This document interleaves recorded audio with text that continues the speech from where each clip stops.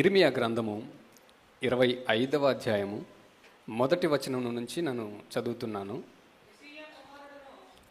యోషియా కుమారుడును యూదా రాజునైన యెహోయాకీము 4వ సంవత్సరమున అనగా బబులోను రాజైన నెబుకద్నెజరు మొదటి సంవత్సరమున యూదా ప్రజలందరినీ గూర్చి ఇర్మియాకు ప్రత్యక్షమైన వాక్కు. ప్రవక్త అయిన ఇర్మియా యూదా ప్రజలందరితోనూ యెరూషలేము నివాసులందరితోనూ ఆ వాక్కును ప్రకటించెను. ఏమని ప్రకటించాడో మనము 3వ వచనం మనం చూద్దాం. ఆమోను కుమారుడును యూదా రాజునైన యోషియా 13వ సంవత్సరము మొదలుకొని నేటి వరకు 23 సంవత్సరములు యెహోవా వాక్కు నాకు ప్రత్యక్షమగుచూ వచ్చెను. నేను పెందల కడ లేచి మీకు ఆ మాటలు ప్రకటించుచూ వచ్చినను మీరు వినకపోతిరి. యోషియా అనగా యూదారాజు, యెహోయాకీము అనగా యోషియా యొక్క కుమారుడు. యోషియా దేవుని యందు బహు భయభక్తులు కలిగినటువంటి రాజుగా మనం చూస్తాం. యోషియా గురించి మనం చదువుతున్నప్పుడు యెషయా ఉన్నాడు కదా ప్రవక్త. యెషయా ప్రవక్త వేరు, యోషియా వేరు. యోషియా అనగా యూదా రాజ్యాన్ని పరిపాలించిన ఒక రాజు పేరు, యెషయా అనగా ఒక ప్రవక్త పేరు. రెండు కూడా కొంచెం దగ్గరగా ఉంటాయి, కానీ ఇద్దరు కూడా వేరు వేరు వ్యక్తులుగా మనం గమనించాలి.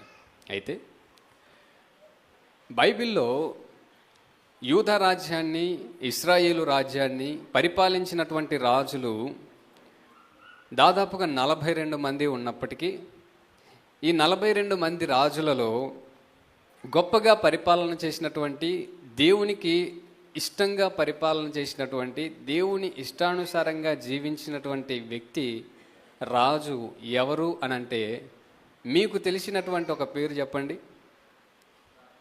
చెప్పండి. దావీదు అని అంటున్నాం కదా. అయితే నేను యోషియా యొక్క పేరునైతే చెప్పి ఆయన యూదా రాజ్యాన్ని పరిపాలన చేశాడని చెప్పాను, ఆ యోషియా యొక్క జీవితాన్ని మనం గనక జ్ఞాపకం చేసుకున్నట్లయితే, దావీదు ఎంత గొప్పగా దేవుని యొక్క ఇష్టానుసారంగా జీవించి, దేవుని చేతనే ఇతడు నా హృదయానుసారుడైన మనుష్యుడు, ఇతడు నా ఇష్టానుసారుడైన మనుష్యుడు అని పేరు పొందేంతగా దావీదు ఆత్మీయంగా జీవించాడో, ఆ ఊరియా విషయంలో తప్ప, బెత్షెబ విషయంలో తప్ప ఇక మిగిలిన అన్నిటి విషయాల్లో దావీదు ఎక్కడా కూడా పొరపాటు చేయలేదని దేవుని చేత మెప్పు పొందాడో, ఈ యోషియా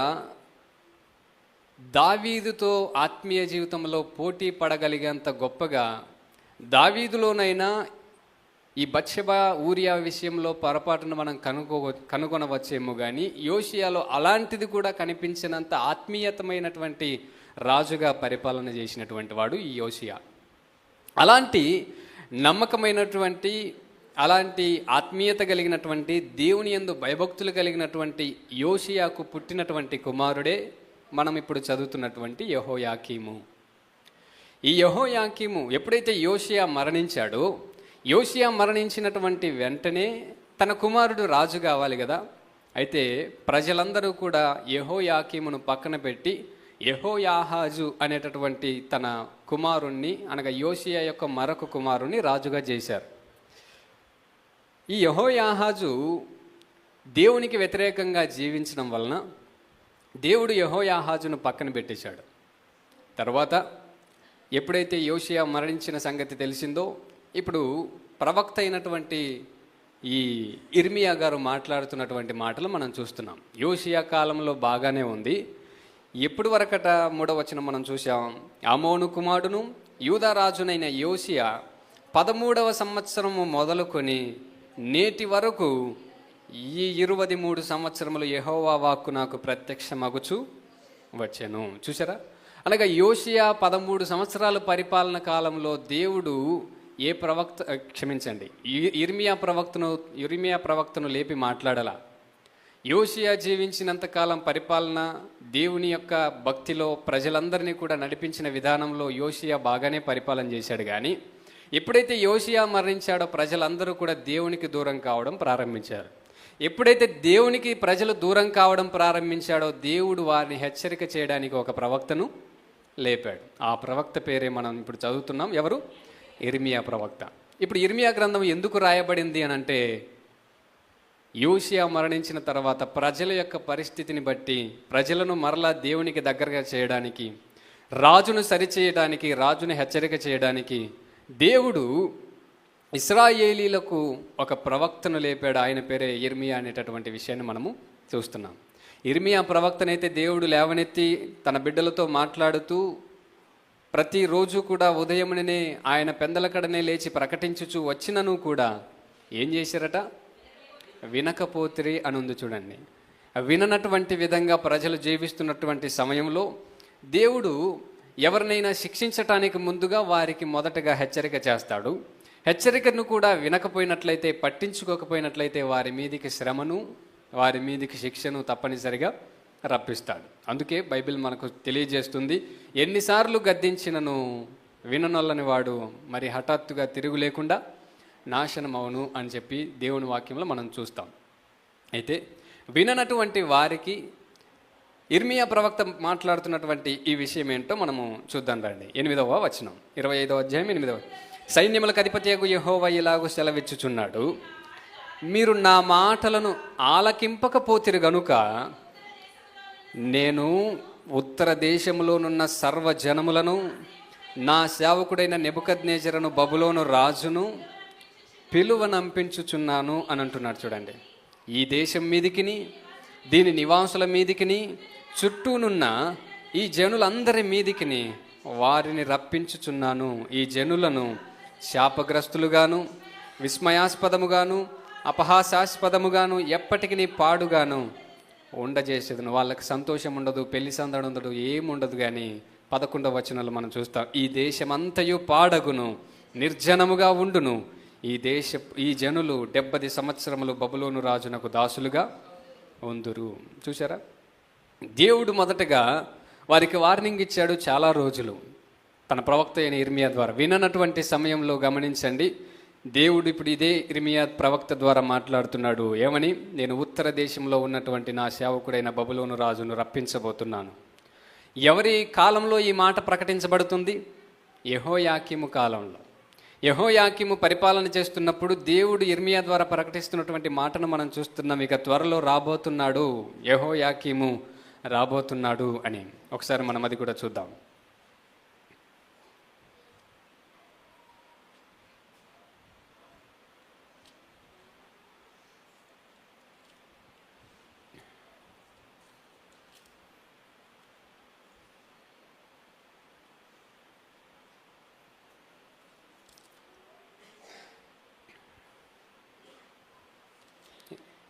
దానియేలు గ్రంథము 1వ అధ్యాయం 1వ వచనం. దానియేలు గ్రంథము 1వ అధ్యాయం 1వ వచనం. యూదా రాజుకు ఎవరి ఏలుబడిలో? యెహోయాకీము ఏలుబడిలో 3వ సంవత్సరమున బబులోను రాజుకు నెబుకద్నెజరు యెరూషలేము మీదికి వచ్చి దానిని ముట్టడి వేయగా. చూడండి, ఎవరి కాలంలో ఇప్పుడు ముట్టడి వేస్తున్నాడట? యెహోయాకీము కాలంలో. ఎన్నవ సంవత్సరంలో ముట్టడి వేస్తున్నాడట? 3వ సంవత్సరంలో. ఇప్పుడు మనము ఇర్మియా గ్రంథంలో చదివినటువంటి మాట ఎన్నవ సంవత్సరంలో వార్నింగ్ ఇస్తున్నాడు చెప్పండి? మరొకసారి చూస్తారా?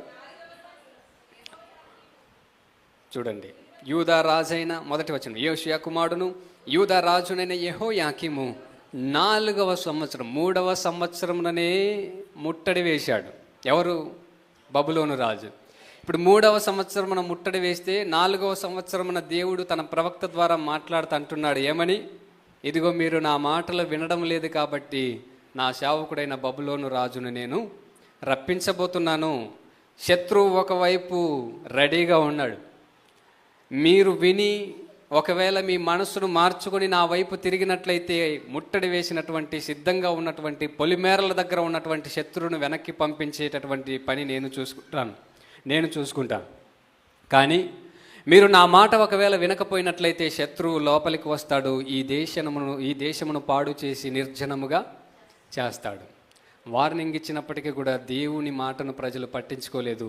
కాచుకొని కూర్చున్నటువంటి బబులోను రాజు యొక్క సైన్యాన్ని గమనిస్తున్నప్పటికీ కూడా ఇశ్రాయేలీలలో ఏమాత్రము మార్పు రాలేదు. చూడండి, ఈరోజు ఈ మాటలు వింటున్నప్పుడు గమనించండి, మన జీవితంలో మనకు దేవుడు కొన్నిసార్లు వార్నింగ్లు ఇస్తున్నప్పుడు, హెచ్చరికలు చేస్తున్నప్పుడు ఆ హెచ్చరికను పట్టించుకోకపోయినట్లయితే గమనించండి, హెచ్చరికకు ముందుగానే శత్రువు ఏం చేసి ఉన్నాడు?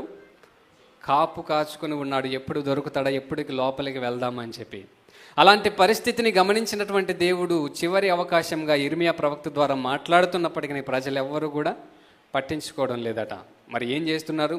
ప్రకటించినటువంటి ఈ ఇర్మియాను ఏం చేస్తున్నారో చూడండి. ఆ మాటను మనం చూద్దాం. 36వ అధ్యాయం 36వ అధ్యాయం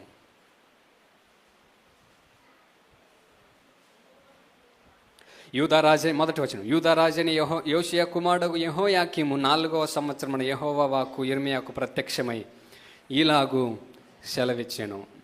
నీవు పుస్తకపు చుట్ట తీసుకొని నేను నీతో మాట్లాడిన దినం మొదలుకొని, అనగా యోషియా కాలం మొదలుకొని నేటి వరకు ఇశ్రాయేలు వారిని గూర్చియు యూదా వారిని గూర్చియు సమస్త జనములను గూర్చియు నేను నీతో పలికిన మాటలన్నింటినీ దానిలో వ్రాయుము.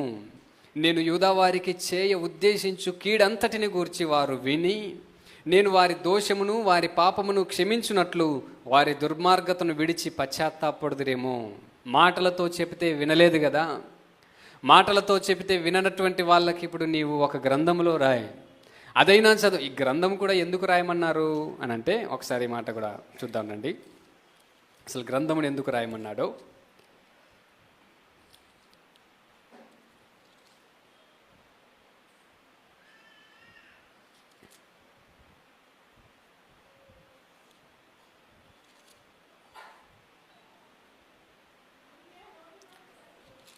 ఇరవై 26వ అధ్యాయం అమ్మ, ఒకసారి చూద్దాం.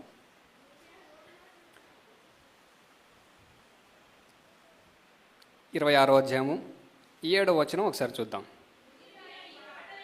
ఇర్మియా ఈ మాటలను యెహోవా మందిరములో పలుకుచుండగా యాజకులను ప్రవక్తలను జనులందరూ వినిరి. జనులకందరికీ ప్రకటింపవలెనని యెహోవా ఇర్మియాకు ఆజ్ఞాపించిన మాటలన్నిటిని అతడు పలికి చాలించిన తరువాత యాజకులను ప్రవక్తలను జనులందరూ అతనిని పట్టుకొని నీవు మరణశిక్ష నొందక తప్పదు అంటున్నారు. చూడండి ఏమని, నీవు మరణశిక్ష నొందక తప్పదు. మన దేశమును పాడైపోతుందని మన దేశానికి సంబంధించిన నువ్వే చెప్తావా? మన దేశము శత్రురాజు వచ్చి దోచుకొని వెళ్ళిపోతాడని, చెరలోనికి తీసుకొని వెళ్ళిపోతాడని నువ్వే చెప్తావా? మన దేశానికి వ్యతిరేకంగా నువ్వు ప్రకటిస్తున్నావు కాబట్టి నువ్వు ఎవరివి? దేశద్రోహివి. ఎవరు? దేశద్రోహం. దేశ ప్రజలేమో అన్యాయంగా బ్రతుకుతుంటే, దేశ ప్రజలేమో దేవునికి దూరంగా, దేవునికి కోపం పుట్టించే విధంగా బ్రతుకుతూ ఉంటే వారిని సరిచేస్తున్నప్పుడు, వారిని హెచ్చరిక చేస్తున్నప్పుడు, అలా హెచ్చరిక చేస్తున్నటువంటి ఒక దేవుని సేవకుని పట్టుకొని ఏమంటున్నారు? నీవు దేశద్రోహివి, నీవు బ్రతకడానికి వీలు లేదు అని చెప్పి ప్రజలందరూ కూడా ఇర్మియాను చూసి అంటున్నారట. అయితే గమనించండి తర్వాత ఏం జరిగింది. యెహోవా నామమును బట్టి ఈ మందిరము శిలోహు వలె అగుననియు ఈ పట్టణము నివాసి లేక పాడైపోనని నీ వేళ ప్రకటించుచున్నావు అనుచు ప్రజలందరూ యెహోవా మందిరములో ఇర్మియా యొద్దకు కూడి వచ్చిరి. తర్వాత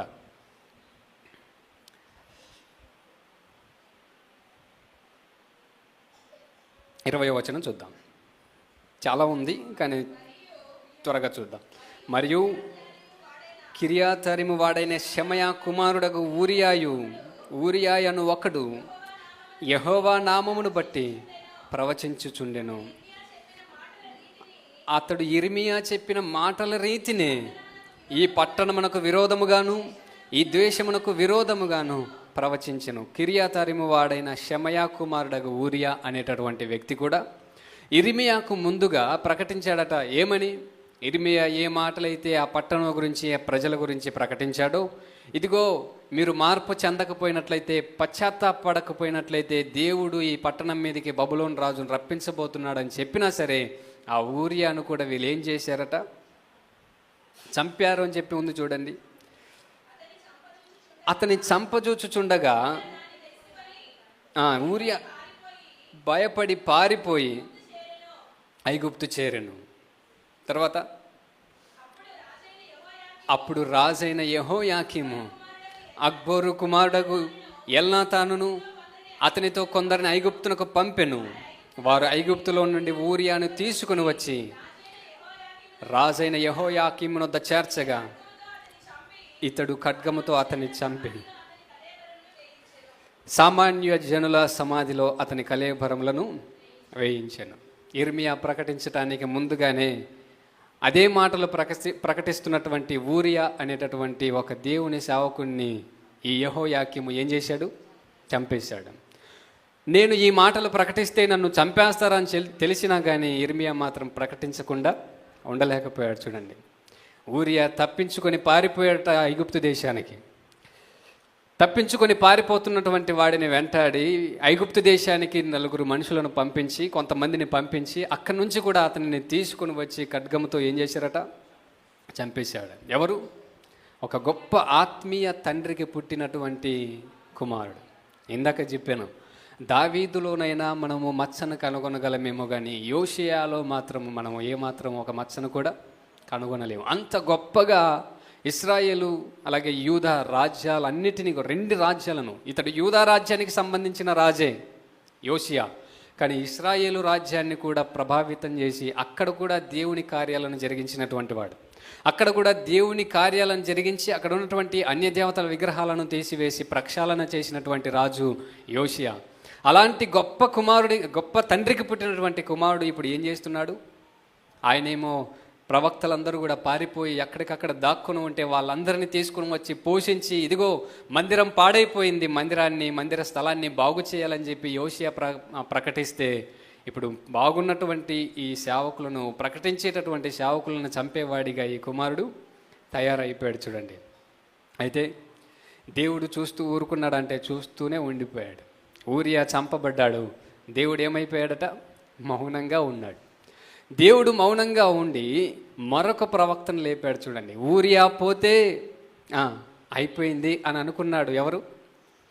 యెహోయాకీము. ఊరియా మనకు వ్యతిరేకంగా బ్రతుకుతున్నాడు, ఊరియా మనకు వ్యతిరేకంగా జీవిస్తున్నాడు, ఊరియా మనకు వ్యతిరేకంగా తన వాక్కును ప్రకటిస్తున్నాడు. ఊరియా ఉన్నంత కాలము మన ఆటలు సాగవు, మనకు నెమ్మది లేకుండా, సమాధానం లేకుండా చేస్తున్నాడు, భయపెడుతున్నాడు. కాబట్టి మనల్ని భయపెట్టి హెచ్చరిక చేసి సరిచేసేటటువంటి సేవకుని నేను ఏం చేయాలి? ఖడ్గముతో చంపాలి అని చెప్పి ఖడ్గముతో చంపేశాడు. అయినప్పటికీ కూడా ఒక సేవకుడు మరణించాడు, కానీ అంతకంటే బలమైనటువంటి సేవకుణ్ణి దేవుడు లేపాడు. చూడండి, ఊరియా గురించి ఈ మాటలు మీరు ఎప్పుడైనా విన్నారా? ఆయన యెహోయాకీము చేత దేవుని మాటలు ప్రకటించినందుకు చంపబడ్డాడనే మాటలు మీరు ఎప్పుడైనా విన్నారా? విని ఉంటాము, లేదా చదివి ఉంటాం, కానీ అంత జ్ఞాపకం ఉండదు. కానీ ఇర్మియా పేరు ఎంతమంది జ్ఞాపకం ఉంది? ఆ ఇర్మియా ఎవరి ద్వారా వచ్చాడో తెలుసా? ఎవరి తర్వాత వచ్చాడో తెలుసా? ఒక నమ్మకమైన ఊరియా ప్రవక్త చంపబడిన తర్వాత వచ్చినవాడే అంతకంటే బలమైనటువంటి సేవ చేసినటువంటి ఇర్మియా ప్రవక్త. ఈరోజు చాలామంది భయపడుతూ, చాలామంది దుఃఖంలో ఉన్నారు. ఏమని? ఒక సేవకుడు మరణించాడు కదా, ఇంత గొప్ప సేవకుడు, ఇంత జ్ఞానం కలిగినటువంటి సేవకుడు, ఇంత బైబిల్ పాండిత్యం గ్రహించినటువంటి సేవకుడు మరణించాడు. అయ్యో, ఆయన లేని లోటు ఎవరు తీర్చగలరు అంటే, దేవుడికి అంతా తెలుసు. ఆయన కంటే గొప్పగా పరిచర్య చేసేవారిని దేవుడు ఎవరో ఒకరిని సిద్ధపరిచే ఉంటాడు. ఆయన చేసే కార్యములట మన కంటికి కనపడవు, మన చెవులకు వినపడవు. మన తలంపుల కంటే ఆయన తలంపులు బహు ఉన్నతమైనవి, బహు విస్తారమైనవి దేవుని వాక్యం తెలియజేస్తుంది. అయితే ఇర్మియాను కూడా ఇప్పుడు ఏం చేయబోతున్నారు? చంపాలని చూస్తున్నారు. చూద్దాం, చంపాలని చూస్తున్నప్పుడు ఏం జరిగిందో తర్వాత వచ్చిన చూద్దాం. ఎన్నో వచ్చినమ్మా? 24 కదా? ఓకే. ఇలాగూ జరుగగా అహీకాము యిర్మీయాకు తోడై ఉన్నందున అతనిని చంపుటకు వారు జనుల చేతికి అతనిని అప్పగింపలేదు. యిర్మీయా ఎందుకు అప్పుడు చంపబడలేదు అంటే అతనికి తోడుగా ఎవరున్నారట? అహీకాము అనేటటువంటి ఒక సహకారి, అహీకాము అనేటటువంటి ఒక సేవకుడు యిర్మీయాకు తోడుగా ఉన్నాడు. యిర్మీయా ఎక్కడికి వెళ్ళినప్పటికీ కూడా తనతో పాటు అహీకాముని తీసుకుని వెళ్ళేవాడు. యిర్మీయా ఎక్కడికి వెళ్ళినప్పటికీ కూడా తనతో పాటు బారూక్ అనేటటువంటి తన సేవకుని తీసుకొని వెళ్ళేవాడు. అనగా యిర్మీయా దేవుని సేవను జరిగిస్తుంటున్నప్పుడు శత్రువులు నా మీద పగపట్టి ఉన్నారని తెలిసినప్పుడు, ఈ మాటలు ప్రకటించినట్లయితే నన్ను చంపుతారని తెలిసినప్పుడు ఆయన ఒంటరి ప్రయాణం చేయడం లేదు, జంటగా తనతో పాటు ఒక సేవకుని పెట్టుకొని ప్రయాణం చేస్తున్నాడు. చూడండి, అనగా ఈ వాక్యములన్నీ కూడా దేవుని సేవకులకు ఒక రకమైనటువంటి జాగ్రత్తను మనము తెలియజేసే విధంగా ఉన్నాయి. చూడండి, ఎందుకు యిర్మీయాను వారు చంపలేకపోయారంటే ఆయనకు తోడుగా ఒక సేవకుడు ఉన్నాడు కాబట్టి. చంపలేదు, కానీ తీసుకుని వెళ్ళి ఏం చేశారట? చెరసాలలో వేశారు. చెరసాలలో వేసినప్పుడు ఆ చెరసాల దగ్గరకు బారూకును పిలిపించి అంటున్నాడు యిర్మీయా. ఏమంటున్నాడు చూద్దామండి. 36వ అధ్యాయం యిర్మీయా గ్రంథం 36వ అధ్యాయం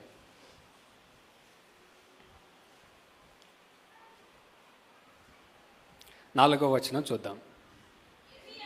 యిర్మీయా నేరియా కుమారుడైన బారూకును పిలువనంపగా అతడు యెహోవా యిర్మీయాతో చెప్పిన మాటలన్నింటినీ యిర్మీయా నోటి మాటలను బట్టి ఆ పుస్తకంలో వ్రాసెను అనందు. చూడండి, ఏమిటట? యిర్మీయా నోటి మాటలను బట్టి బారూకు ఏం చేస్తున్నాడు? రాస్తున్నాడు. బారూకు పుస్తకంలో రాస్తున్నాడు, యిర్మీయా ఏమో నోటి మాటలతో దేవుడు చెప్పినటువంటి మాటలను తెలియజేస్తున్నాడు. ఎందుకు ఈ గ్రంథాన్ని రాస్తున్నాడు అని అంటే కింద రాయబడింది, ఆ మాట మనం చూస్తున్నాం. 5వ వచనం, యిర్మీయా బారూకుకు ఇలాగు ఆజ్ఞ ఇచ్చెను, నేను యెహోవా మందిరములోనికి రాకుండా నిర్బంధింపబడితిని అంటున్నాడు. చూడండి, ఎందుకుట? పుస్తకం ఎందుకు రాయాలి? నేను యెహోవా మందిరంలోనికి రాకుండా నేనేమయ్యాను? నిర్బంధించబడ్డాను. నన్ను రానివ్వకుండా చేస్తున్నారు. నేను వచ్చి యెహోవా మందిరంలోనికి నేను వచ్చినట్లయితే నేను వాక్యం ప్రకటిస్తానని చెప్పి మందిరంలోనికి రాకుండా నన్ను అడ్డగిస్తున్నారు. నన్ను చెరసాలలో వేసి నిర్బంధించేశారు. నేను రాకపోయినా నా ద్వారా దేవుడు పలికించినటువంటి మాటలు మాత్రం ప్రజలకు వినపడాలి. నేను కనిపించకపోయినా దేవుని మాటలు ప్రజలకు వినిపించాలి. నేను ఈ ప్రజల కొరకు బ్రతకడానికి కాదు, దేవుని సేవను, దేవుని మాటలను ప్రజలకు అందించటానికి బ్రతుకుతున్నానని చెప్పి ఆ మాటలన్నిటినీ కూడా బారూకు చేత రాయించడట. బారూకుతో అంటున్నాడు, ఇదిగో నువ్వు రాసిన ఈ గ్రంథమును తీసుకుని వెళ్ళు, ఈ గ్రంథమును తీసుకుని వెళ్ళి ప్రజలందరికీ కూడా వినిపించు. నన్ను అడ్డగించారు, నన్ను నిర్బంధించారు, కానీ నిన్ను నిర్బంధించలేదు కదా, నిన్ను చెరసాలలో వేయలేదు కదా, కాబట్టి నీవు వెళ్ళి ఇప్పుడు ఏం చేయాలి? ఆ మందిరంలోనికి వెళ్ళి ప్రకటించాలి. అయితే ఇక్కడ ఉన్నటువంటి సవాల్ ఏమిటంటే, గురువు గారినే చంపడానికి చూసి చెరసాలలో వేసినప్పుడు ఇప్పుడు శిష్యుడు వెళ్ళడానికి ఏం కావాలి? ఈ శిష్యుడికి చాలా ధైర్యం కావాలి. గురువే చంపబడటానికి వెళ్ళినప్పుడు, గురువే నిర్బంధించబడినప్పుడు, ఏ క్షణంలోనైనా యిర్మీయాను చంపేటటువంటి అవకాశం ఉన్నప్పుడు ఇప్పుడు ఆయన మాటలను తీసుకొని వచ్చి బారూకు ప్రకటించాలంటే బారూకు కూడా ఎంతకు తెగించాలో ఒకసారి ఆలోచించేయండి. ఎంతగా తన గురువు గారిని లేదా తన ప్రవక్తను ప్రేమించి ఉంటాడో, ఆయన మాటకు విలువనిచ్చి ఉంటాడో, ఎంత నమ్మకమైనటువంటి సేవకుడో బారూకు ఒకసారి ఆలోచించేయండి. ఈరోజు చాలామంది దేవుని సేవకులకు విధేయత చూపించడంలో చాలా వెనకబడి ఉంటారు. దేవుని సేవకులు మీ కొరకు, మీ ఆత్మీయత కొరకు వారు రేయింబగులు ప్రయాసపడుతూ ప్రార్థనలు చేస్తూ వాక్యాన్ని ధ్యానిస్తూ మిమ్మల్ని ఎలాగైనా దేవునిలో నిలబెట్టాలని, ఆత్మీయంగా నిలబెట్టాలని ప్రయాసపడుతున్నప్పుడు వారు ఒకవేళ వాక్యంలో ఉన్నదాన్ని వివరిస్తున్నప్పుడు కొంచెం కఠినంగా మాట్లాడి మిమ్మల్ని హెచ్చరిక చేస్తే, ఈరోజు నా గురించే చెప్పాడు, కావాలనే చెప్పారు, అందుకని వచ్చే వారం నుంచి నేను ఆ మందిరానికి వెళ్ళను, ఈరోజు నాకు పాట ఇవ్వలేదు అని చెప్పి కొంతమంది కోపం పెట్టుకునేవాళ్ళు, నా గురించి చెప్పారని కొంతమంది కోపం పెట్టుకునేవాళ్ళు, అలిగేటటువంటి వాళ్ళు. వీళ్ళందరూ కూడా గమనించండి, దేవుని సేవలో ఉంటున్నప్పుడు ఈ సేవకుడు ఏ ఒక్కరిని కూడా పాయింట్అవుట్ చేసి కేవలం నీ గురించే మాట్లాడేటటువంటి విధానం అనేది ఏమాత్రము ఉండదు.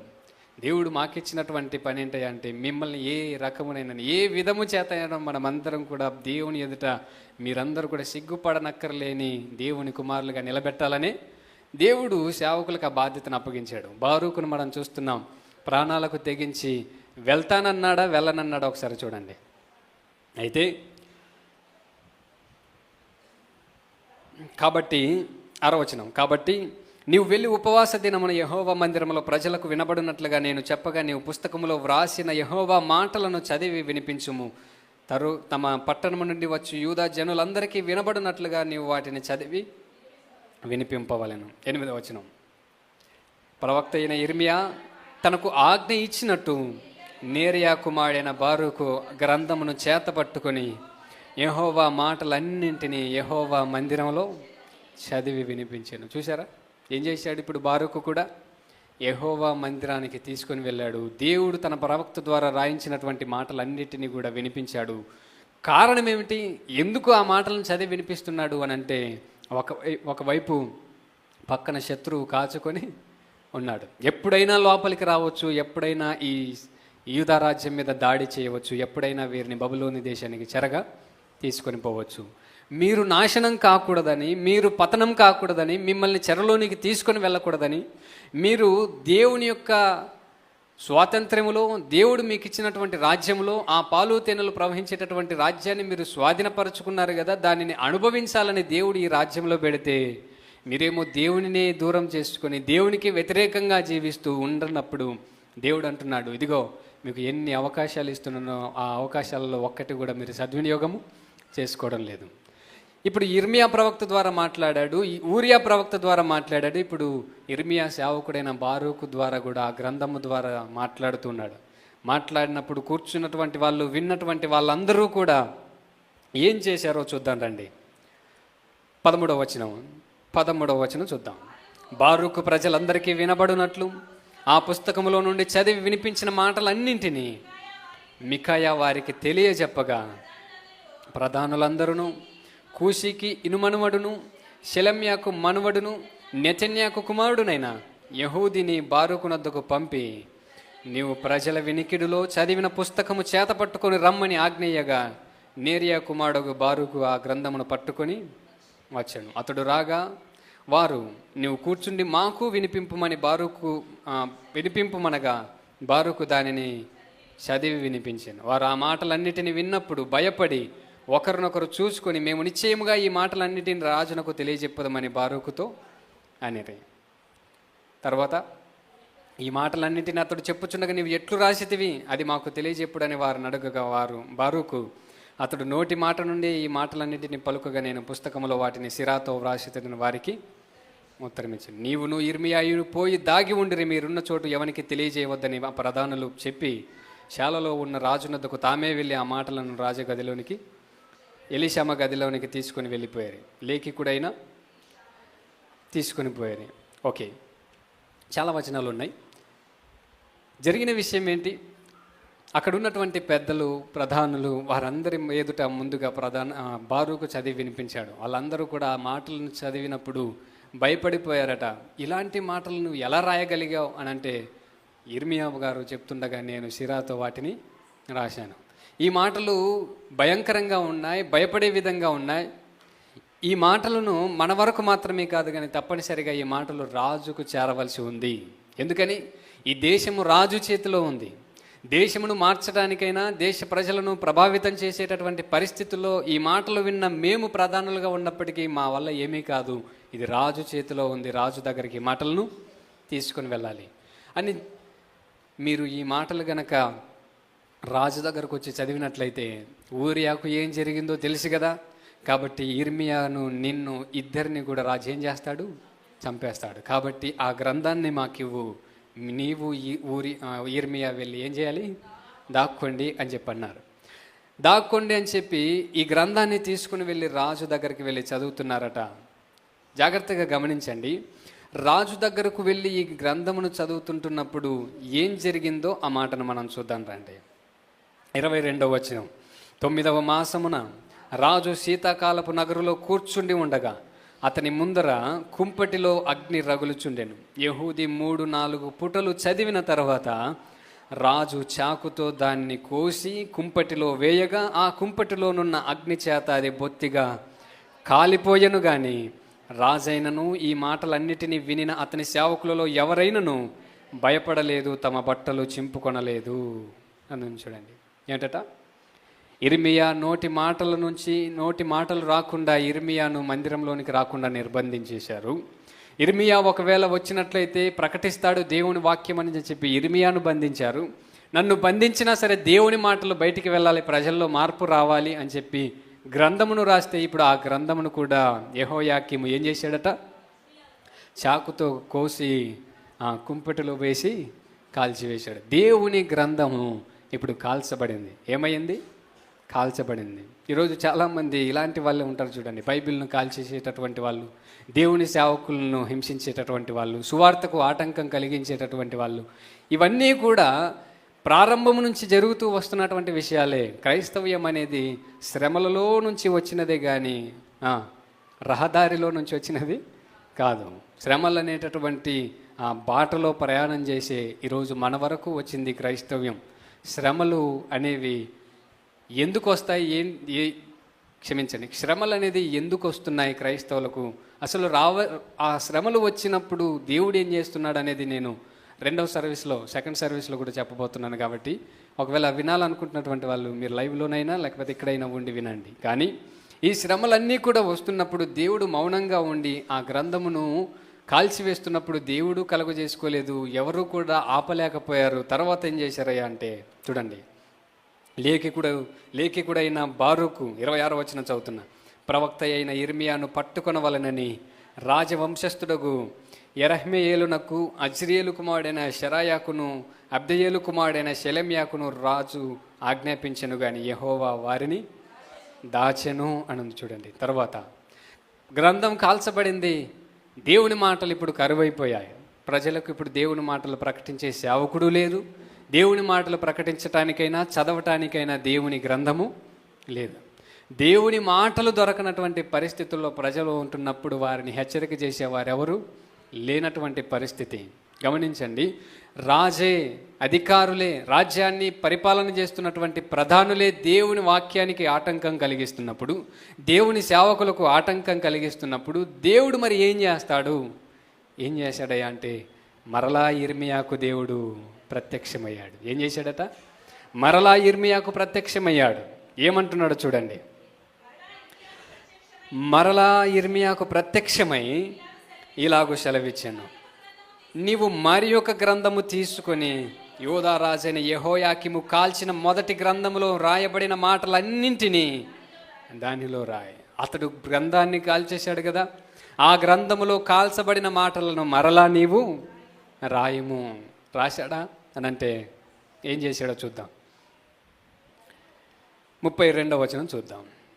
ఇర్మియా ఇంకొక గ్రంథమును తీసుకుని లేఖికుడగు నేర్యా కుమారుడైన బారూకు చేతికి అప్పగింపగా అతడు ఇర్మియా నోటి మాటలను బట్టి యూదా రాజని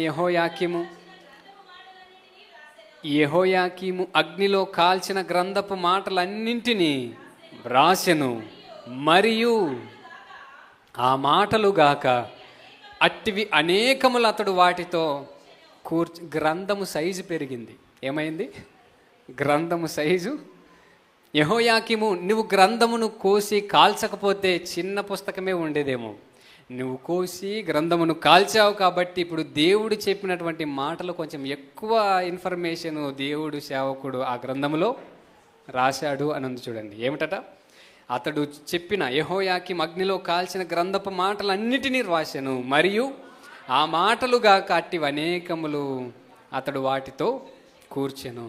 గమనించండి, దేవుడు ఒక నష్టము తన ప్రజల ఎడల జరుగుతూ ఉంటున్నప్పుడు తనకు శత్రులుగా భావించి తన బిడ్డలకు నష్టము చేకూరుస్తుంటున్నప్పుడు దేవుడు ఏం చేస్తాడు అంటే జరిగిన నష్టము కంటే జరగబోయేటటువంటి లాభమును మరింత రెట్టింపు చేస్తాడు. ఊరియా మరణించాడు, అంతకంటే గొప్ప సేవకుణ్ణి లేవనెత్తాడు.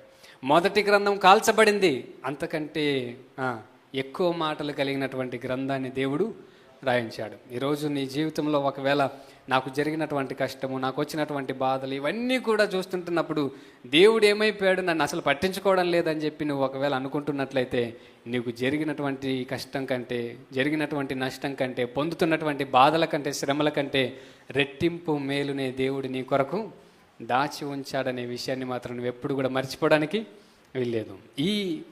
ఈ మాటలు, ఈ నమ్మకము, ఈ విశ్వాసం మనకి ఏం కలగజేయాలి? ఆదరణను పుట్టించాలి, ధైర్యాన్ని పుట్టించాలి. అయితే దేవుడు ఈ ఇర్మియా ద్వారా పలికించినటువంటి ఈ మాటలన్నిటినీ కూడా ఆయన రాసినప్పుడు మరి చాకుతో కోసాడు కదా, అగ్నిలో కాల్చాడు కదా, మరి ఆయనతో కూడా ఏదైనా మాట్లాడా, ఆయన గురించి కూడా ఏదైనా మాట్లాడా అంటే ఆ మాటను చూడండి ఒకసారి. 29వ వచనం. మరియు యూదారాజైన యెహోయాకీమును గూర్చి నీవు ఈ మాట చెప్పవలెను. యెహోవా సెలవుచ్చినదేమనగా, బబులోను రాజు నిశ్చయముగా వచ్చి ఈ దేశమును పాడు చేసి అందులో మనుషులైనను జంతువులైనను ఉండకుండా చేయునని ఇందులో నీవేళ వ్రాసితివని చెప్పి నీవు ఈ గ్రంథమును కాల్చివేసితివే. అందుచేతను యూదా రాజైన యెహోయాకీమును గూర్చి యెహోవా ఈ మాట సెలవిచ్చుచున్నాడు.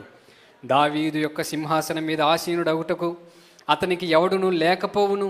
అతని శవము పగలు ఎండపాలు, రాత్రి మంచు పాలగును. నేను వారి దోషమును బట్టి అతనిని, అతని సంతతిని, అతని సేవకులను శిక్షించుచున్నాను. ఎవరెవరైతే ఆయన మాటలు విన్నారో, ఎవరెవరైతే ఆయన మాటలు విని పశ్చాత్తాపడకుండా, బట్టలు చిప్పుకొనకుండా, దేవునికి భయపడకుండా ఉండారో వారందరినీ కూడా ఏం చేస్తానంటున్నాడు? శిక్షింతును. నేను వారిని గూర్చి చెప్పిన కీడంతయు వారి మీదికిని, యెరూషలేము నివాసులందరి మీదికిని, యూదా జనుల మీదికిని రప్పించుచున్నాను. అయినను వారు వినినవారు కారు. చూసారా, దేవుని మాటలు ప్రకటిస్తుంటున్నప్పుడు ఎందుకొరకు నీవు కాల్చావు?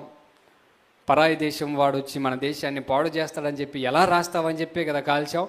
అయితే నీ శవము పగలు ఎండ దెబ్బకు, రాత్రి మంచు దెబ్బకు కాలిపోయే విధంగా, రాత్రి మంచు పాలయ్యే విధంగా నేను చేయబోతున్నాను. ఇదే యెహోయాకీము కాలంలోనే బబులోను రాజు అయినటువంటి నెబుకద్నెజరు యెరూషలేము మీదకి దండయాత్రకు వచ్చాడు. ఒకసారి చూడండి, దానియేలు గ్రంథము 1వ అధ్యాయం 1వ వచనం. దానియేలు గ్రంథము 1వ అధ్యాయం 1వ వచనం. యూదా రాజుకు యెహోయాకీము ఏలుబడిలో 3వ సంవత్సరంలో బబులోను రాజుకు నెబుకద్నెజరు యెరూషలేమునకు వచ్చి దానిని ముట్టడి వేయగా, మొదటిగా ముట్టడి వేశాడు.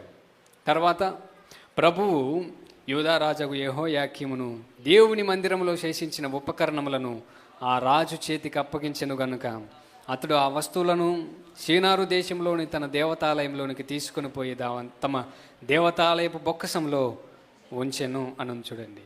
మొదటిసారిగా వచ్చినప్పుడు దేవుని మందిరాన్ని మొదటగా దేవుడు ఆ బబులోను రాజు చేతికి అప్పగించాడు. ముందుగా చెప్పాడు కదా ఏమని? ఈ మందిరము షిలోహు మందిరం వలె నాశనము కాబోతుంది. షిలోహు మందిరము ఎప్పుడు నాశనమైంది? ఏలీ కుమారులు చేసినటువంటి పాపమును బట్టి, ఏలీ కుమారులు చేసినటువంటి నేరాన్ని బట్టి దేవుడు ఆ షిలోహు మందిరాన్ని విడిచిపెట్టేశాడు. మందసమేమో శత్రువులు తీసుకొని వెళ్ళిపోయారు. మందసము పట్టబడింది, షిలోహు మందిరాన్ని దేవుడు విడిచిపెట్టేశాడు. ఇప్పుడు ఈ సొలొమోను కట్టించినటువంటి ఈ మందిరాన్ని కూడా, ఈ ప్రాంతాన్ని కూడా దేవుడు ఏం చేస్తున్నాడట? శత్రువు చేతికి అప్పగిస్తున్నాడు. చూడండి, మన జీవితంలో దేవుడిచ్చినటువంటి హెచ్చరికలను మనం గమనించకపోయినట్లయితే, దేవుడు చేస్తున్నటువంటి కార్యాలను మనము తలంచకపోయినట్లయితే దేవుడిచ్చేటటువంటి శిక్షకు తప్పనిసరిగా పాత్రలము అవుతాం. అదే సమయంలో దేవుని బిడ్డల జోలికి వస్తున్నటువంటి యెహోయాకీము లాంటి మూర్ఖులకు, యెహోయాకీము లాంటి ద్రోహులకు దేవుడు చేస్తున్నటువంటి కార్యం ఏంటంటే, నీవు ఏ మాటలనైతే ప్రజలకు చేరకుండా చేశావో ఆ మాటలు మరింత బలంగా ప్రజల్లోనికి వెళ్ళే విధంగా నేను చొరవ తీసుకుంటాను. అంత మాత్రమే కాదు, ఆ మాటలు వెళ్లకుండా కాల్చివేసినటువంటి నిన్ను మాత్రం నేను విడిచిపెట్టను. దేవుని చేతిలో ఏ ఒక్కరూ కూడా తప్పించుకోవడానికి అవకాశం లేదు, తప్పించుకునేటటువంటి పరిస్థితి లేనట్టుగా మనం బైబిల్లో చూస్తున్నాం. చూడండి, దినవృత్తాంతముల గ్రంథంలో కూడా చూద్దాం. దినవృత్తాంతముల 2వ గ్రంథము 36వ అధ్యాయం. ఏం జరిగిందో చూద్దాం.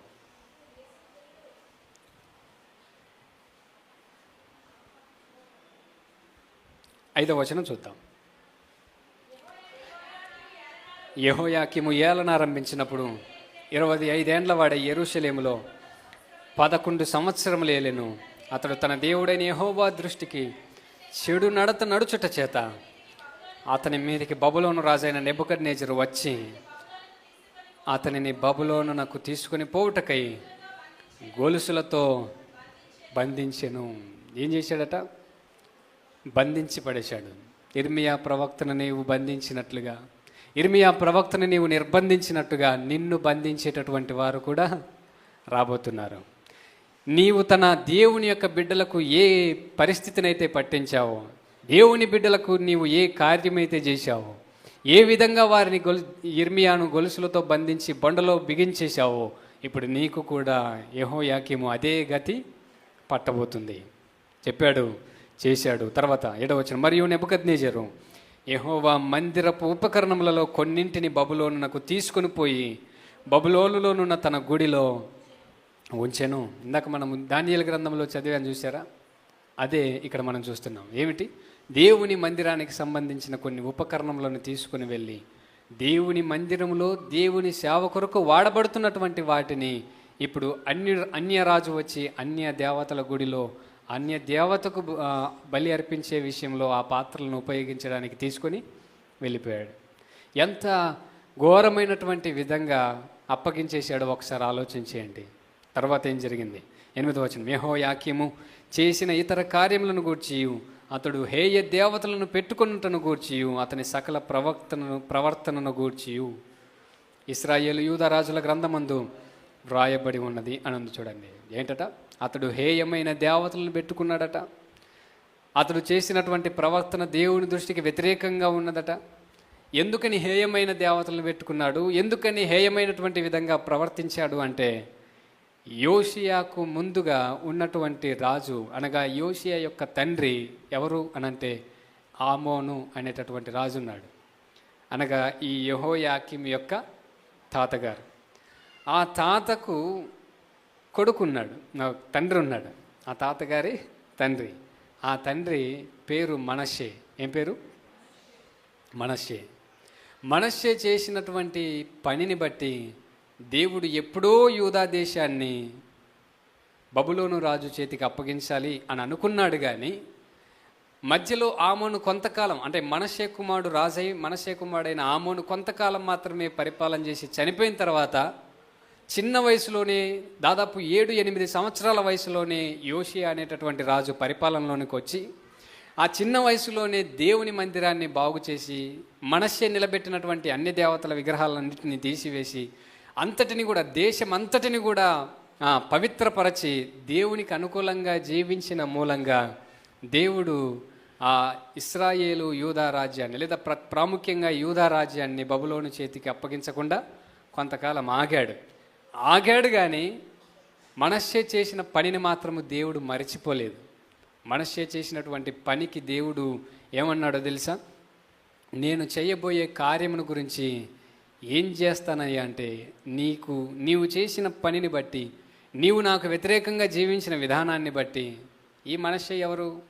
మళ్ళీ ఒక మంచి హిజ్కియా యొక్క కుమారుడు, ఆత్మీయ కుమారుడే. ఏమైపోయాడు? పాపిష్టుడిగా మారిపోయాడు. మనష్షే గురించి రాయబడిన మాట ఏంటో తెలుసా? అతడు అమోరీయులను మించినటువంటి అక్రమము చేశాడు. అమోరీయుల అక్రమము ఇంకా తీరలేదు కాబట్టి నీ 4వ తరం అక్కడికి పంపిస్తానని చెప్పి అబ్రహాముతో ప్రమాణం చేశాడు కదా దేవుడు. అలా అమోరీయుల యొక్క చెడుతనం ఎంత ఉందో వారి చెడుతనమును చూసి అసహించుకున్నటువంటి దేవుడు అబ్రహాము సంతానానికి అనగా ఇశ్రాయేలు వారికి పాలు తేనెలు ప్రవహించే దేశాన్ని ఇస్తే, ఎవరినైతే తీసివేసి ఇశ్రాయేలీలకు ఆ ప్రాంతాన్ని ఇచ్చాడో తీసివేసిన ప్రజల కంటే ఎక్కువ పాపాన్ని ఇప్పుడు మనష్షే చేశాడట. అందుకే ఆయన గురించి రాయబడిన మాట ఏంటో తెలుసా? దుష్టులను మించిన దుష్టత్వాన్ని జరిగించినటువంటి వాడు. ఆయన గురించి దేవుడు చాలా సీరియస్ అయిపోయాడు. కావాలంటే మీరు మనష్షే గురించి రాయబడినటువంటి ఆ అధ్యాయాలను చదవండి. మనష్షే చేసినటువంటి కార్యమును బట్టే ఇదిగో ఈరోజు బబులోను రాజు చేతికి ఇశ్రాయేలీలను దేవుడు అప్పగిస్తున్నాడు. అలా కొంతకాలము ఆగిపోయాడు. కారణం ఏంటంటే యోషియా యొక్క మంచి పరిపాలన చూసినటువంటి దేవుడు ఒకవైపు అప్పగించాలి, వీరు మారరు అని తెలిసినా సరే ఆగాడు. కారణం ఏంటంటే యోషియా ఉన్నంత కాలం నేను ఈ కార్యము చేయను. యోషియా, నువ్వు బ్రతికుండగా మాత్రం ఇది నేను చెయ్యనులే, నువ్వు సమాధానంగానే సమాధికి వెళ్తావని చెప్పి యోషియాకు దేవుడు మాటిచ్చాడు. ఈ యోషియా కాలములో కూడా ప్రవక్త అయినటువంటి ఇర్మియా బ్రతికే ఉన్నాడు. యోషియా మరణించినప్పుడు గమనించండి, ఇర్మియాయట తను ఎంతగానో దుఃఖపడి కన్నీళ్లు కార్చి ఏడ్చినట్టుగా మనం చూస్తాం. కారణం ఏంటంటే ఇంత మంచి రాజు మరణించినట్లయితే ఇక ఎవరొస్తారో అని ఇర్మియా భయపడ్డాడు.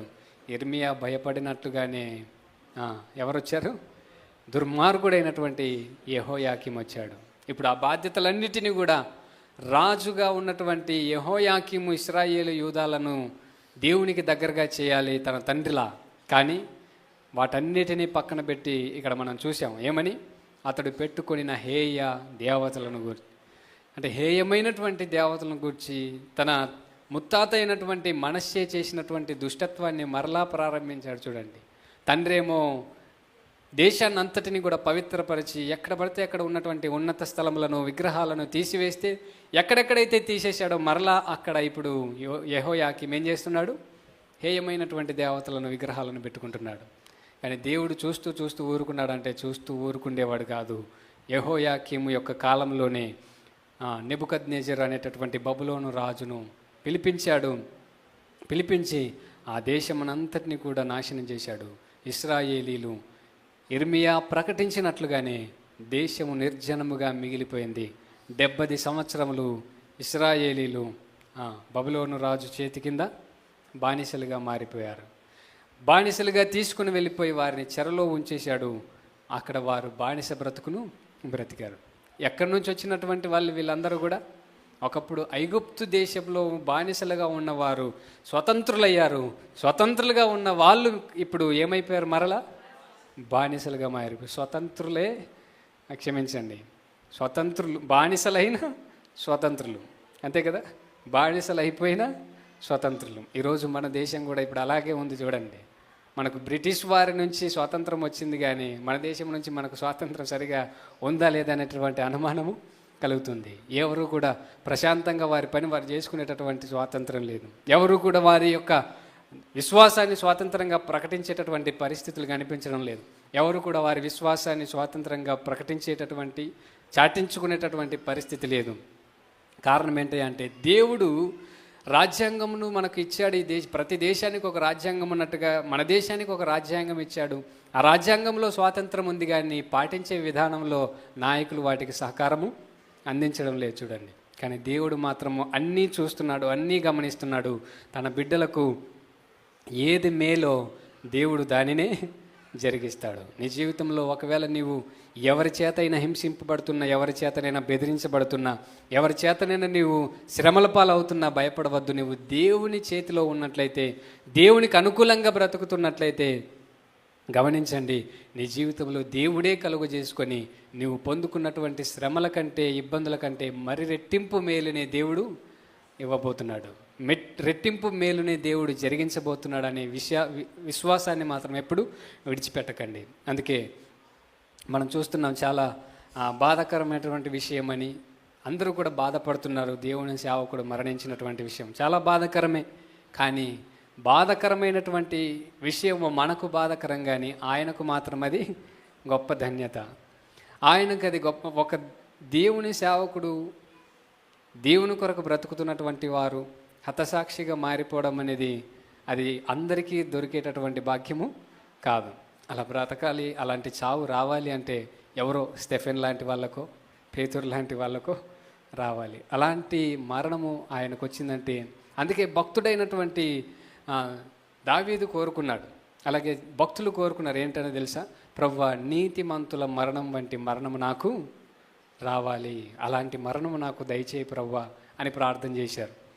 కొంతమంది ఉంటారు, ఏంటో తెలుసా, అలా చంపేశారట, అమ్మ బాబోయ్ యేసు ప్రభుని నమ్మితే చంపేస్తారా, యేసు ప్రభుని వెంబడిస్తే పొడి చేస్తారా, యేసు ప్రభుని నమ్మితే జైల్లో పడేస్తారు, అయితే ఈ దేవుడికి నమస్కారం అని చెప్పి విశ్వాసం నుంచి తొలగిపోయే వాళ్ళు కూడా ఉంటారు. కానీ గమనించండి, ఈ లోకంలో నువ్వు బ్రతికేటటువంటి బ్రతుకు, ఈ లోకంలో నువ్వు పొందుతున్నటువంటి శ్రమలు, ఇవన్నీ కూడా దేవుడు మనకు అనుగ్రహించేటటువంటి పరలోకం ముందు ఎన్న తగినవి కావు అని అన్నాడు. మనం అనేక శ్రమలు అనుభవించిన తర్వాత దేవుని రాజ్యమును చేరుతాము, ఆయన ఇచ్చేటటువంటి రాజ్యమును స్వతంత్రించుకుంటామని చెప్పి దేవుని వాక్యము తెలియజేస్తుంది. అలా శ్రమలను కష్టాలను అనుభవించి దేవుని రాజ్యంలో స్వతంత్రులుగా ఉంటే ఎంత గొప్ప భాగ్యమో ఒకసారి ఆలోచించండి. సమయం అయిపోయింది. మరొక వర్తమానం, రెండవ వర్తమానంలో చూద్దాం. కానీ దేవుడిచ్చేటటువంటి పరలోకం ఎంత గొప్పదో, దేవుడి నుంచి దూరం అయిపోతే చేరేటటువంటి నరకం ఎంత గొప్పదో అది కూడా ఇప్పుడే చెప్పేద్దాం అనుకున్నాను. ఎంత గొప్పదో అంటే ఎంత భయంకరంగా ఉంటుందో అని చెప్పేద్దాం అనుకున్నాను. 2 విషయాలు మాత్రం చెప్తాడు దేవుడట. షార్ట్గా 2 నిమిషాల్లో చెప్పేస్తాను, వినండి. దేవుడు పరలోకాన్ని కలుగజేశాడు. పరలోకంని కలుగజేసి పరలోకంలో ఉన్నటువంటి దూతల్లో ఒకరెవరు? లూసిఫర్. లూసిఫర్ గారు ఇప్పుడు ఏం చేశాడంటే, దేవుడు ఉన్నటువంటి స్థానాన్ని చూసి, దేవుడు కంటే నేను ఇంకా ఎక్కువలో లేను, దేవుడు మాత్రమే నా పైన ఉన్నాడు, ఆ స్థానంలోనికి నేను వెళ్తే ఎంత బాగుంటుందని చెప్పి మనసులో ఆలోచించుకున్నాడు. కానీ ఈ హెబ్రీ పత్రికలో ఉన్నటువంటి మాట ఏంటో తెలుసా? ఒక్కసారి చూడండి. హెబ్రీ పత్రిక 2వ అధ్యాయంలో అదొక్క మాట చూద్దామండి. హెబ్రీ పత్రిక 2వ అధ్యాయము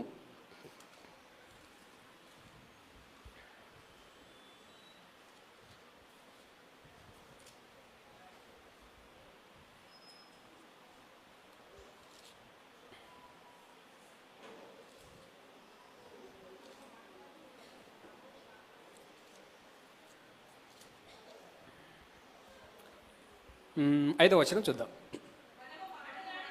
మనము మాట్లాడుచున్న ఆ రాబోవు లోకమును ఆయన దూతలకు లోపరచలేదు అని అన్నాడు. చూడండి, పరలోకమును దేవుడు ఎవరికి ఇవ్వలేదట అంటే పరలోకంలో ఆయన ఉండేటటువంటి స్థానం స్టెప్ బై స్టెప్ ఉన్నది కదా, ఆయన దగ్గరగా ఉండేటటువంటి స్థానము దూతలకు ఇవ్వలేదు. దూతలకు ఇవ్వలేదు, కానీ ఎవరికి ఇవ్వాలనుకున్నాడు? మనుషులకు ఇవ్వాలనుకున్నాడు. ఈ సామెతల గ్రంథము 8వ అధ్యాయంలో ఒకసారి చూద్దాం. సామెతల గ్రంథము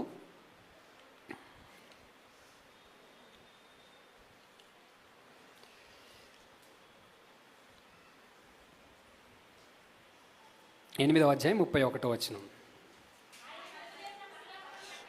ఆయన కలుగు చేసిన పరలోకమును బట్టి సంతోషించుచు నరులను చూచి ఆనందించుచుంటిని. అంటే ఎందుకు ఆనందిస్తున్నాడట? పరలోకమును కలుగు చేసిన దాన్ని బట్టి నరులను చూసి ఆనందిస్తున్నాడు. ఎందుకు? ఇంత గొప్ప పరలోకము ఎవరికి ఇవ్వబోతున్నాడు? నరులకి ఇవ్వబోతున్నాడు అని ఆ పరలోకాన్ని నరులను చూస్తున్నప్పుడట దేవుడు ప్రభువైన యేసుక్రీస్తు వారిని గురించినటువంటి మాటలు ఇవన్నీ కూడా, ప్రభువైన యేసుక్రీస్తు వారు మాట్లాడుతున్న మాటలు ఈ సామెతల గ్రంథం 8వ అధ్యాయం అంతా కూడా. ఆయన నరులను చూసి ఆనందిస్తూ ఉన్నాడట, పరలోకాన్ని నరులకు ఇవ్వబోతున్నాడని. ఎవరికి ఇవ్వలేదు చెప్పండి? దేవదూతలకు ఇవ్వలేదు. ఇప్పుడు దేవదూతలకు ఇవ్వలేదు అంటే పరలోకము దేవదూతలకు ఇవ్వలేదు, దాని కింద ఉన్నటువంటి ప్రాంతాన్ని దేవుడు దేవదూతలకు ఇచ్చాడు కదా. ఆయన కంటే కొంచెం కింద ఉన్నారు కదా దేవదూతలు, అక్కడ కూడా అది కూడా మంచి ప్రదేశమే కదా, అది కూడా పరలోకమే కదా. దేవదూతలు నిత్యము స్తోత్రాలు చెల్లిస్తూ ఉండేటటువంటి ఆ ప్రదేశము నరకమేమి కాదు కదా, ప్రశాంతమైనదే కదా, దేవుని ఆరాధించే స్థలమే కదా దేవదూతలు ఉన్న స్థలము పరలోకంలో. అయితే వారు అక్కడితో తృప్తి పొందకుండా ఏది కావాలనుకుంటున్నారు చెప్పండి? సభాపర్వతం మీద దేవునితో ఉండేటటువంటి స్థలము అది కావాలి అని చెప్పి ఎవరు ఆశపడుతున్నారు? దేవదూతలు ఆశపడుతున్నారు. దేవదూతలు ఆశపడినప్పటికీ దేవుడు ఇవ్వలేదు వాళ్ళకు. అంటే వీరు ఉన్నటువంటి ప్రదేశము, వీరు ఉన్నటువంటి ప్రాంతము గొప్పదైనప్పటికీ వారు దాన్ని కూడా ఆశిస్తున్నారంటే ఇప్పుడు వీరున్న దానికంటే పరలోకము ఆయన ఉండేటటువంటి స్థలము ఎంత గొప్పగా ఉంటుందో ఒకసారి ఆలోచన చేయండి.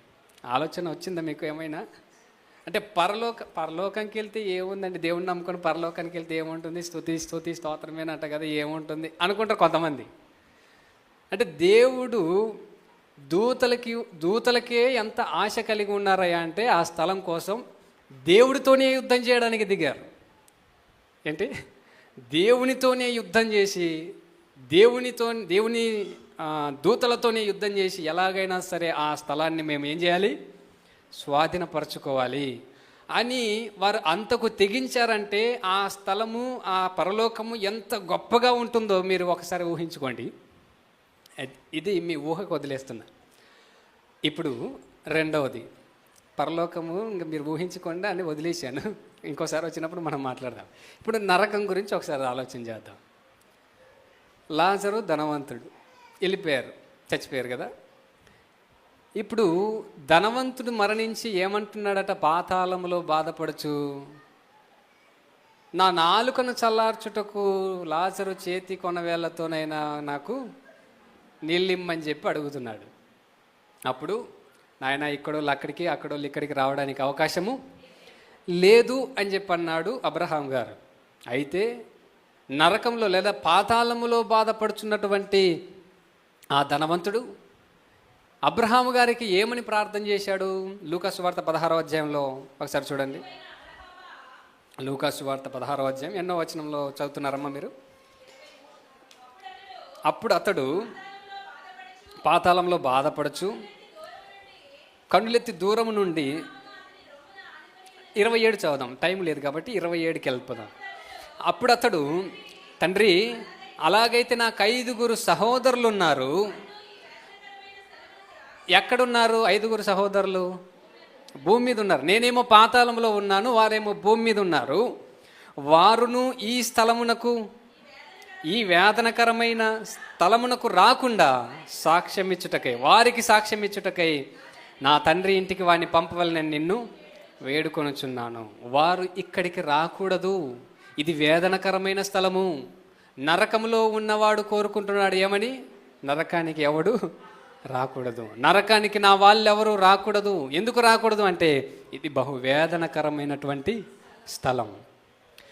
నరకంలో ఉన్నోడే ఇక్కడికి రాకూడదురా బాబు అని చెప్పి అనుకుంటున్నాడు. మనమేమో ఏముందిలే బతుకుదాం, ఏదో ఒకటి ఈ లోకంలో బతికినంతకాలం బతికి అందరిలాగా అందరు నరకానికి వెళ్తే నేను కూడా నరకానికి వెళ్ళిపోదాంలే అని అనుకుంటారు కొంతమంది. నీకు రక్షణ లేకపోతే, నువ్వు రక్షించబడి బాప్తీసం తీసుకోకపోతే ఎంత గొప్ప ప్రమాదము దాగి ఉందో అనేది నేను చెప్తున్నాను. ఏంటట? నరకంలో ఉన్నటువంటి వాళ్ళు వేడుకుంటున్నారు, అయ్యో మా వాళ్ళెవ్వరు కూడా ఇక్కడికి రావడానికి వీల్లేదు. భూమి మీద ఉన్నటువంటి సేవకులందరూ కూడా మొత్తుకుంటున్నారు ఏమని? ఏ ఒక్కరు కూడా నరకానికి వెళ్ళకూడదని ప్రభువైన యేసుక్రీస్తు వారు ప్రాణత్యాగం చేశారు అని. దేవుడే ఈ లోకానికి మనుష్యుడిగా వచ్చి తన ప్రాణాన్ని అర్పించాడు, ఏ ఒక్కరు కూడా నశించి నరకానికి వెళ్ళకూడదు అని. అంటే మానవులు నరకానికి వెళ్ళకూడదని దేవుడు ఎంత గొప్పగా ప్రణాళికను సిద్ధం చేసినప్పటికీ మానవునికి ఆ నరకం యొక్క ప్రమాద తీవ్రత అర్థం కావడం లేదు. కాబట్టి దేవుని ప్రేమను వాడు అర్థం చేసుకోలేకపోతున్నారు. అయితే మనకు భయం లేదు నరకం అంటే, కానీ దయ్యాలకు మాత్రం ఏముందట? భయం ఉంది. ఒకరికి దయ్యం పట్టితే ఏం పేరు నీ పేరు అని అడిగాడు దేవుడు. ఏమన్నాడు? సేనా అని అన్నాడు. అయితే అంటున్నటువంటి మాట ఏంటో తెలుసా? మమ్మల్ని అప్పుడే మా కాలం రాకముందే మా దగ్గరకు వచ్చితివా? మమ్మల్ని పాతాళంలోనికి పంపించకుండా ఎక్కడ పంపించమంటున్నాడు? పందుల గుంపులోనికి. ఎందుకు పాతాళంలోనికి పంపించొద్దని అంటున్నాడు? అది ఎంత భయంకరమో దయ్యాలకు తెలుసు కాబట్టి. యాకోబు పత్రికలో ఉంది, దేవుడు ఒక్కడే అని మీరు నమ్ముతున్నారు కదా, మీ నమ్మిక కంటే దయ్యాల నమ్మిక చాలా గొప్పది. అవి కూడా నమ్ముతున్నాయి, మీరు నమ్ముతున్నారు కానీ అవి దయ్యాలు నమ్మి వణుకుచున్నవి అని అన్నాడు. దేనిని బట్టి వణుకుచున్నాయి? ఆల్రెడీ దయ్యం అయిపోయింది కదా, ఆల్రెడీ వారికి నరకం ఫిక్స్ అయిపోయింది కదా. ఎందుకు వణుకుచున్నాయంటే ఎక్కడ మమ్మల్ని ఇప్పుడే పాతాళంలోనికి పంపించేస్తాడేమో, ఎక్కడ మమ్మల్ని పాతాళంలోనికి పంపించి ఆ వేదనకరమైన స్థలంలో మమ్మల్ని వేదనకు గురి చేస్తాడేమో, ఆ వేదనను మేము తట్టుకోలేము అనేది దయ్యాలకు ఉన్నటువంటి భయము, దయ్యాలకు ఉన్నటువంటి వణుకు. ఆ వణుకు, ఆ భయము మనకేమైనా ఉందా చెప్పండి? చీమ కొట్టినంత మాకు కూడా నరకం గురించినటువంటి భయం మనకు లేదు. అందుకే ఒక భక్తుడు తెలియజేసాడంటే తెలుసా? ప్రభువా, నేను భారం కలిగి సేవ చేయలేకపోతున్నాను, నశించిపోతున్న ఆత్మల పట్ల నేను భారము కలిగి ఉండవలసిన స్థాయిలో ఉండలేకపోతున్నాను. ఒకసారి నన్ను నరకంలో అలా పెట్టి మరలా తీసుకొచ్చి సేవ చేయించి ప్రభువా, అప్పుడైనా నాకు ఆ భారము వస్తుందేమో అని అన్నాడు. వాస్తవంగా సేవకులకు కాదు కానీ మనల్ని ఒకసారి ఇలా బజ్జి ముంచినట్టు ముచ్చి తీసి పెడితే ప్రభువా అదొద్దు నాయన, ఇప్పటి నుంచి ఎవరు కోసినా చంపినా నరికినా నీ కోసమే బ్రతుకుతాం ప్రభువా అని అంటారు కదా. హెబ్రీ పత్రికలో నేను చెప్పాను ఏంటో తెలుసా, భక్తులు రంపాలతో కోయబడ్డారు, చర్మాలు ఒలిచేశారు, అయినా సరే దేవుణ్ణి మాత్రం వారు విడిచిపెట్టిన వాళ్ళు కాదు. ఎందుకయ్యా అంటే వారి కొరకు ఉంచబడినటువంటి పరలోకము ఎంత గొప్పదో వారికి అర్థమైంది, నరకము ఎంత భయంకరమైనదో కూడా వారికి అర్థమైంది. ఈరోజు ఈ మాటలు వింటున్నప్పుడు గమనించండి, యవనస్తులు అలాగే పెద్దలు ఉన్నారు, ఎవరైతే రక్షించబడలేదో వాళ్ళు గమనించండి, నీ ఎదుట చాలా పెద్ద ప్రమాదం అనేది దాగి ఉంది. అలాగే రక్షించబడినటువంటి వాళ్ళకి నీవు ఊహించినటువంటి స్థాయిలో గొప్ప మేలును దేవుడు పరలోకంలో ఉంచాడు. దేవదూతలే ఆశించగలిగేటటువంటి గొప్ప పరలోకాన్ని నీ కొరకు, మానవుడైన నీ కొరకు దాచిపెట్టాడు. దయ్యాలే వణికిపోయేటటువంటి ప్రమాదకరమైనటువంటి వేదనను కూడా దేవుడు సిద్ధపరిచాడు. ఇటు వెళ్ళకూడదని, ఆ ప్రశాంతమైన గొప్ప స్థలానికి రావాలని ప్రభువైన యేసుక్రీస్తు వారే తన ప్రాణాలని ధారపోశాడు. ప్రేమతో నిన్ను పిలుస్తున్నాడు. ఇంకెంతకాలం నువ్వు రక్షించబడకుండా ఉంటావు? ఇంకెంతకాలము దేవునికి దూరంగా ఉండి దేవుణ్ణి విడిచిపెట్టి నరకానికి చేరిపోయేవాడిగా ఉంటావు? హెచ్చరిక చేశాడు, హెచ్చరికలు చేస్తున్నాడు. హెచ్చరికలు వినకపోతే యెహోయాకీముకు పట్టిన పరిస్థితి వస్తుంది. హెచ్చరికను వినకపోతే యూదా దేశానికి పట్టినటువంటి గతే పడుతుంది. సాతానట ఎవరిని మిరింగుదునా అని గర్జించు సింహం వలె వెదుకుచూ తిరుగుచున్నాడంటే వాడు ఇప్పుడు ఏం చేశాడు? ముట్టడి వేశాడు. బబులోను రాజు ఎలాగైతే యూదా రాజ్యాన్ని మొదటగా ముట్టడి వేశాడో ఇప్పుడు నీ కొరకు కాచుకొని కూర్చున్నాడు. వాడు కాచుకొని కూర్చుండగా వానికి దొరకకుండా ఉండాలంటే నువ్వు దేవుని చేతిలో పడాలి. ప్రభువా, నా చేతిని నీకు ఇస్తాను, నా హృదయంలో నీకు చోటిస్తాను, నన్ను అంగీకరించవని హృదయపూర్వకంగా ప్రార్థన చేస్తారా? కళ్ళు మూసుకోండి, మీకోసం ప్రార్థన చేస్తాను. ప్రార్థనలో ఏకీభవిద్దాం. మహాపరిశుద్ధుడైన ప్రేమ కలిగిన తండ్రి, జీవం కలిగిన దేవ, నిజమే నరకము బహు భయంకరమైనది. అది ఎంత భయంకరమైనది కాకపోతే నీ ప్రియ కుమారుణ్ణి పరలోకమును విడిచిపెట్టి లోకానికి పంపించావు. నువ్వు మానవుణ్ణి ఎంతగా ప్రేమిస్తున్నావో, ఎంతగా మానవుల యొక్క రక్షణ కొరకు తాపత్రయపడుతున్నావో, ఆరాటపడుతున్నావో మేము ప్రభువా గ్రహించలేకపోతున్నాము. మమ్మల్ని కనికరించండి నాయన. ప్రభువుని నమ్ముకుంటే పరలోకం వస్తుందట, పరలోకం కొరకే నమ్ముకోవాలి అనేటటువంటి మనసు కాకుండా భయంకరమైన నరకము తప్పించటానికి దేవదూతలే ఆశించగలిగేటటువంటి గొప్ప లోకమైన పరలోకమును మా కొరకు సిద్ధపరిచాడంటే దేవుడు మా పట్ల కలిగి ఉన్నటువంటి ప్రేమ ఎంత గొప్పది. ఇంత నీచులమైన, పాపులమైన, అయోగ్యులమైన మా కొరకు అంత గొప్ప పరలోకమనే దేవుడు మా కొరకు కలిగించాడు అని గ్రహించగలిగేటటువంటి మనసును ఆయన ఇక్కడున్న వాళ్ళందరికీ దయచేయమని ప్రార్థన చేస్తున్నాం. నిజమే, నరకంలో, పాతాళంలో వేదన పడుతున్న వాళ్ళే మా కుటుంబస్తులే ఒకవేళ మాకంటే ముందు రక్షణ లేకుండా ఒకవేళ వారు మరణించినట్లయితే వారు మా కొరకు కేకలు వేస్తున్నారు నరకంలో వారి యొక్క కేకలు మేము అక్కడికి వెళ్ళకూడదని, నరకము బహు భయంకరమైనదని, అది కేవలము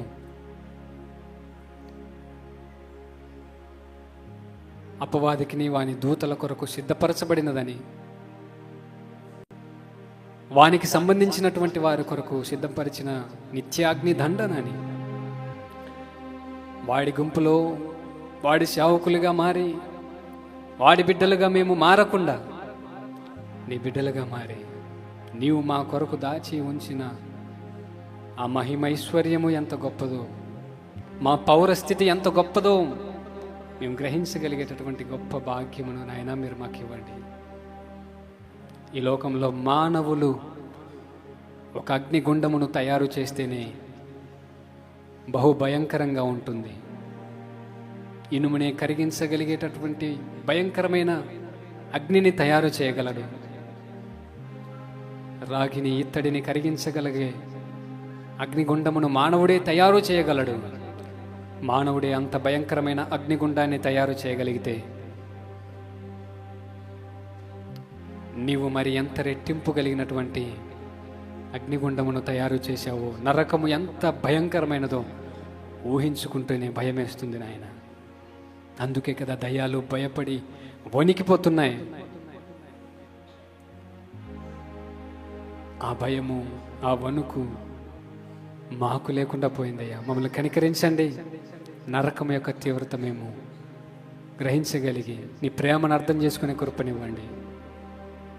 అన్నం వండుతున్నప్పుడు పైన ఉన్నటువంటి ఆ మూతనే మేము చేతులతో తీయలేక ఒక క్లాత్ పట్టుకొని తీయగలుగుతామే, మా చేతులు కాలిపోతాయని ఈ దేహం, ఈ ఆత్మ నరకంలో కాలిపోవడము, కేకలు వేయడము, పండ్లు కొరకడము, ఇవన్నీ కూడా మేము భరించలేమయ్యా. ఆ భయంకరమైనటువంటి స్థలము ప్రభువా మాకొద్దు నాయన. మేము నీతో ఉండాలి, నీతో సహవాసంలో ఉండాలి, నిన్ను చూస్తూ ఉండాలి. ఎవరు సమీపింపలేని తేజస్సులో నీవు మాత్రమే వసించుచు అమరత్వము గలవాడవైన నిన్ను మేము కలుసుకోవాలి. నీ బిడ్డలుగా మేము జీవించాలి. అట్టి గొప్ప భాగ్యమును నాయన మీరు మాకు దయచేయండి. హెచ్చరిక చేసినప్పటికీ వినలేదు యూదా జనులు. హెచ్చరిక చేసినప్పటికీ హెచ్చరిక చేస్తున్నటువంటి సేవకుల్ని చంపేస్తున్నారు యెహోయాకీము లాంటి వాళ్ళు. చంపబడిన వాళ్ళు నెమ్మది పొందుతున్నారు, కానీ చంపినటువంటి యెహోయాకీము బంధించబడ్డాడు శత్రురాజు చేతిలో, వేదన పొందుతున్నాడు. ఒక రాజై ఉండి మరొక రాజు చేతిలో. ఈ స్థితి ఏ ఒక్కరికి తప్పదని, నీ బిడ్డల జోలికి వచ్చినట్లయితే నీవు ఊరుకోవని, నీ బిడ్డల కొరకు నీవు దాచి ఉంచిన మేలు బహు గొప్పదని గ్రహించి, శ్రమ అయినా, హింస అయినా, బాధ అయినా, మరణమైనా, మరేదైనాను నీ ప్రేమ నుంచి మమ్మల్ని ఏది కూడా దూరము చేయకుండా మేము వెనుతిరుగని క్రైస్తవులుగా నీ కొరకు మరణము వరకు నమ్మకముగా, అంతము వరకు సహించేవారిగా మేము నిలబడటానికి సహాయం చేయమని నీకే స్తుతులు స్తోత్రాలు చెల్లిస్తూ మీ నామాన్ని గణపరుస్తాం. ఆయన ఈ సమయంలో మా రాష్ట్రాల్లో జరిగినటువంటి కార్యమును కొరకు ప్రార్థిస్తున్నాం. వారి కుటుంబానికి ఆదరణ ఇవ్వండి. దేవుని సేవకులు ప్రవీణ్ అన్న గారి యొక్క కుటుంబాన్ని, అక్కను వారికి ఇచ్చినటువంటి పరిచర్యను, వారు చేస్తున్నటువంటి ఆశ్రమమును, పరిచర్యను, వారికి ఉన్నటువంటి కంపెనీస్ని మీ చేతులకు అప్పగిస్తున్నాం నాయన. అనేక మందికి ఆశీర్వాదకరంగా మార్చండి. అనేక మంది వారి చేత పోషించబడినటువంటి వాళ్ళు, అనేక మంది వాక్యము ద్వారా పోషించబడినటువంటి వాళ్ళు అతని కంటే గొప్ప పరిచర్య చేసేవారిగా మీరు లేవనెత్తమని ప్రార్థన చేస్తున్నాము నాయన. మీరు లేవనెత్తుతానని వాగ్దానం చేశారు. అది చరిత్రలో జరిగింది, మరలా త్వరలో అదే జరగబోతుంది. నమ్ముతున్నాం నాయన. మా విశ్వాసమును ప్రభు మేము కల్లారా చూసి నిన్ను స్తుతించే భాగ్యమునివ్వమని యేసు నామములో ప్రార్థిస్తున్నాం తండ్రి, ఆమేన్. మంచిది, ఆలస్యమైంది అయినప్పటికీ మీరు నన్ను క్షమించాలి. అందరు లేచి నిలబడినట్లయితే ఆశీర్వాద ప్రార్థన చేద్దామండి. పరిశుద్ధుడా నీకు వందనాలు. ఇంతవరకు వాక్యము ద్వారా మాట్లాడారు తండ్రి, నీకు వందనాలు. మా సహోదరి సహోదరులు ఎక్కువ సమయం ఈరోజు వాక్యాన్ని వినగలిగారు. వారిని ప్రభు మీరు బలపరచండి, సిద్ధపరచండి. ఈ వాక్యమునకు విలువనిచ్చే వారిగా నిలబెట్టుమని వేడుకుంటూ యేసునామములో ప్రార్థిస్తున్నాం తండ్రి, ఆమేన్. మన పరమ తండ్రి అయిన దేవుని ప్రేమయు, ఆయన ప్రియకుమారుడును మన రక్షకుడైన యేసుక్రీస్తు వారి కృపయు, పరిశుద్ధాత్మ దేవుని అన్యోన్య సహవాసము, సమాధానము ఇప్పుడును ఎల్లప్పుడూ మనకును మన కుటుంబాలకును సదాకాలము తోడై ఉండి ఆయన కృపలో వాడుకొని నడిపించునుగాక, ఆమేన్, ఆమేన్. మంచిది. మరొకసారి మీ అందరికీ వందనాలు. అమ్మగారు కూడా వందనాలు తెలియజేస్తాను. ప్రతిసారి